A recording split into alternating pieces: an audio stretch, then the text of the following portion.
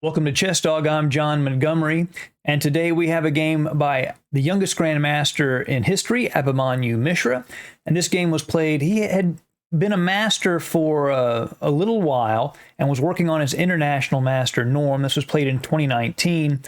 I know if you're anything like me, you were rooting for him in the World Cup when he played Johnnyballgame just recently. But Johnnyballgame is a very, very strong grandmaster, and he ended up getting one win and one draw against Abhimanyu, so that did knock Abhimanyu out. I'm definitely looking forward to future games. This game was played against Paul Chambers Ezra, who was rated around 2350 at the time this game was played in 2019. Abhimanyu Mishra begins with e4. Black plays c5, knight f3, d6, d4, cd4, knight d4, knight f6, knight c3. This is a mainline open Sicilian, and a6. The Najdorf variation, the Rolls-Royce defense. Black is controlling the b5 square and preparing to expand on the queen side with b5. Abhimanyu plays h3, controlling g4 and planning his own expansion on the king side with g4.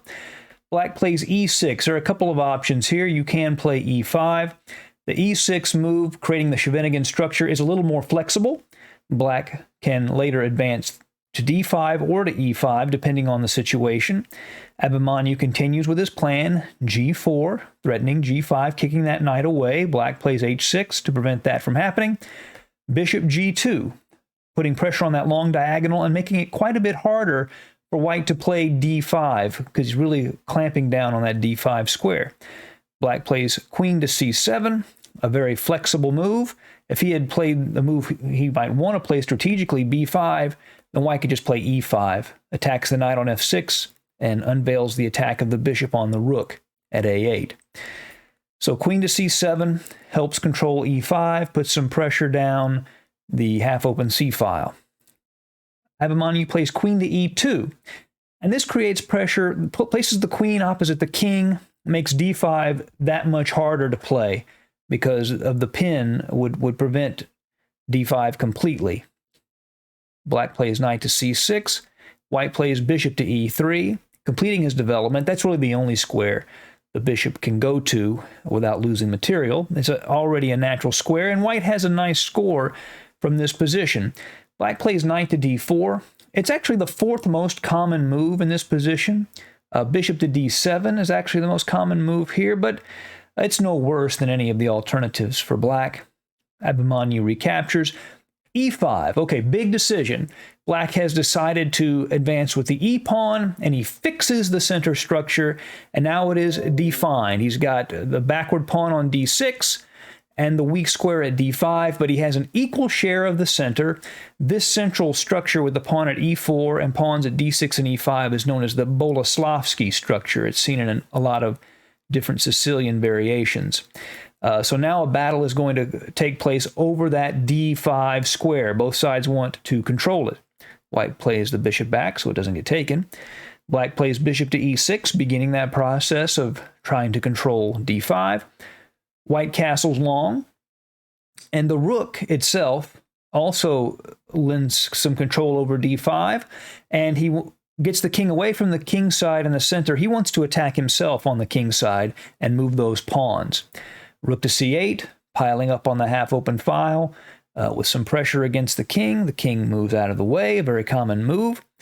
Bishop to e7. Black completes his development. Now, both sides are looking to attack the other side's king. And now Abhimanyu tries to open up lines against his opponent's king as quickly as he possibly can. How do we open up lines?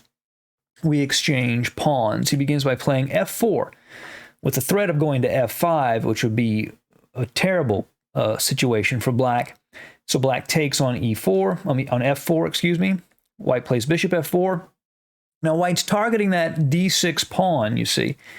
The bishop at f4, the rook at d1, all put pressure on that pawn. There's still the weakness at d5. Black plays knight to d7. It's a flexible location for the knight. It can go to c5 or b6, but usually it goes to e5 sort of create it. E5 is a weak square, and he wants to create a more solid structure in the center. It blocks the bishop's pressure on d6. But white immediately jumps in, knight to d5 into that weak square, and he's threatening to take the bishop at e7 and then take the pawn at d6, which black cannot allow. So he really has to take that knight. Now look at the situation that occurs. Bishop takes knight, ed5. Now look at Abhimanyu's position with the white pieces. He has the two bishop advantage, and he's got space in the center of the board. He's got that d5 pawn. Also, he's got, again, still that queen is opposite the king, so black can't castle here because Abhimanyu would just take the bishop at e7 in that case. So black actually has to play king to f8, which is a real problem because it makes it much harder for him to get his rook out from h8. Abhimanyu plays bishop to e4. And I think the idea behind this move is he wants to defend the c2 pawn with the bishop so that his queen, which is now the only piece defending c2 other than the king, now that queen is free to move around a little bit. So he defends that pawn with the bishop, rook to e8, placing the rook opposite the queen, queen to h2, targeting that d6 pawn and also supporting an h3, h4 pawn push. Black plays the knight to e5. It's a strong square for the knight, so white takes it off. Bishop takes e5, d takes e5. Now here we have a position with opposite colored bishops. And I'm sure, as you know, in endgames, opposite colored bishops have a bit of a drawish tendency. Both sides can blockade squares that the other side cannot control. But in the middle game, particularly with kings on opposite sides of the board, opposite colored bishops are a tool for attacking, because that means one side's bishop can attack squares that the other side's bishop cannot defend. So having the initiative and pressing the advantage with opposite colored bishop middle games becomes very, very important. Abhimanyu places his h-rook to f1 opposite the king. Notice how both sides are placing their heavy pieces opposite the king every chance they get. Black plays bishop to d6, defending e5 and blockading that pawn on e5. Abhimanyu centralizes the queen. His opponent plays king to g8. He wants to get the king away so he can develop that rook on h8, get it out of pressure from the f1 rook. h4, gaining space and attempting to open up lines against the black king. At this point, white has a nice advantage. Black plays h5. At this point, he wants to lock up the king side, but I don't think it's going to be enough at this point. Abhimanyu really has the pressure that he wants. He plays g5 here, but he could have taken on h5, and that would have been fine too. It still opens up the g file, so that's also strong. But g5 is good too. g6, black locks the structure, and he's hoping that gives him enough time to consolidate the position. But at this point, white has far too much pressure on black to survive. And you'll notice that bishop on e4 is aiming at g6. That puts pressure on that f7, g6, h5 structure. Lots of potential sacrifices can take place on g6. And the f6 square is weak. So Abhimanyu immediately plays rook to f6, puts that rook on that square that's weak. Again, there are sacrificial possibilities on g6. You can double or triple on the f-file. By the way, if you're getting value from this video, I'd appreciate it if you did me a favor by clicking the like button and subscribe if you're not already. So his opponent, Paul Chambers Ezra, plays rook to h7 to defend the f7 square laterally.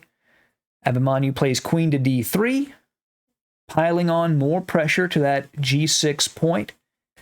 His opponent plays rook to g7, so he's using that rook at g7 to try to hold the f7 and g6 squares, but that rook has basically no mobility at all.